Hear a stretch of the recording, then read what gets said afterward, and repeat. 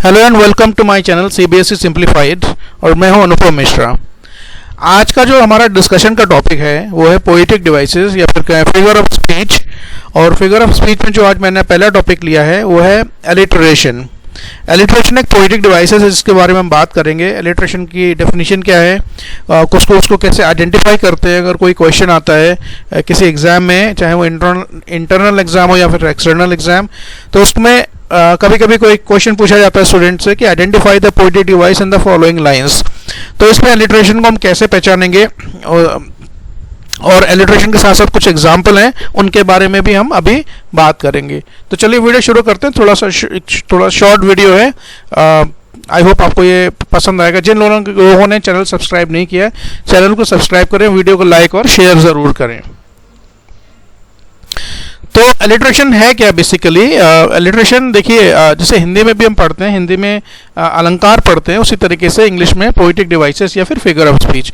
बहुत सारे पोइट अपनी पोइट्री में जब वो पोएम लिखते हैं तो बहुत सारे फिगर ऑफ स्पीच, जिनको पोएटिक ऑर्नामेंट या म्यूजिकल ऑर्नामेंट भी कहते हैं, बहुत सारे यूज़ करते हैं। और उसका एक स्पेसिफिक पर्पस होता है, किसी थीम को एम्फसाइज करने के लिए, कुछ मैसेज देने के लिए या एक्सप्रेशंस के लिए, बहुत सारी बातों के लिए हम ये पोइट जो है पोएटिक डिवाइसेस का यूज़ करते हैं। तो एलिटरेशन हिंदी में बोलते हैं अनुप्रास अलंकार। अनुप्रास अलंकार पढ़ा होगा आपने, छोटे कक्षा में भी पढ़ाया जाता है, जहाँ पर किसी एक तरीके के साउंड का रिपीटिशन, एक पर्टिकुलर साउंड का बार बार रिपीटिशन या किसी अक्षर का बार बार लगातार रिपीटिशन हो एक सेंटेंस में, तो उसको अनुप्रास अलंकार बोलते हैं। और वही अलंकार इंग्लिश में एलिटरेशन के नाम से है। तो एलिटरेशन बेसिकली है क्या? In alliteration there is a repetition of sound, mostly consonant sound in the beginning of the words. देखिए, ध्यान रखने वाली बात है कि किसी सेंटेंस में बहुत कोई वर्ड्स हैं और वर्ड की शुरुआत में जो साउंड है वो साउंड कई बार रिपीट होता है और वो मोस्टली वो कॉन्सोनेंट का साउंड होता है। Alliteration is also known as a tongue twister. Alliteration को हम टंग ट्विस्टर भी बोलते हैं। क्यों बोलते हैं? जिन लोगों को, देखिए, ये प्रैक्टिस के लिए बहुत सारे जो एजुकेटर्स हैं, ट्रेनर्स हैं, लैंग्वेज ट्रेनर्स हैं, वो इन चीज़ों को बड़ा इस्तेमाल करते हैं। क्या है, आगे हम इसके बारे में बात करेंगे। और इसका एलिटरेशन का यूज़ क्या है? It is mostly use to create musical effect in poetry. खासकर पोइट्री में किसी म्यूजिकल इफेक्ट को क्रिएट करने के लिए इस तरीके के पोएटिक डिवाइसेस का यूज़ किया जाता है। कुछ एग्जाम्पल्स ले लेते हैं तो ताकि हम समझ सकेंगे एलिटरेशन बेसिकली है क्या। देखिए, पहला एग्जाम्पल है she sales eight the sea शोर। यहाँ पर स साउंड रिपीट हो रहा है, या कहें वो लेटर एस, हर वर्ड के बिगिनिंग में ये लेटर रिपीट हो रहा है। और इसको टंग ट्विस्टर इसलिए बोलते हैं कि जिन लोगों को स और श क्लियरली अलग अलग बोलने में परेशानी होती है, उन लोगों के लिए बहुत ही अच्छी एक्सरसाइज है, इसीलिए इसको टंग ट्विस्टर बोलते हैं।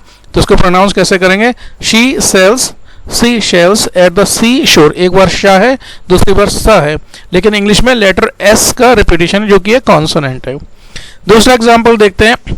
The sixth shake sheep is sick. यहाँ पर भी एस साउंड का रिपीटिशन है, एस लेटर का रिपीटिशन है और स साउंड का रिपीटिशन है। तो ये भी एक एलिटरेशन का एक बहुत ही अच्छा एग्जाम्पल है।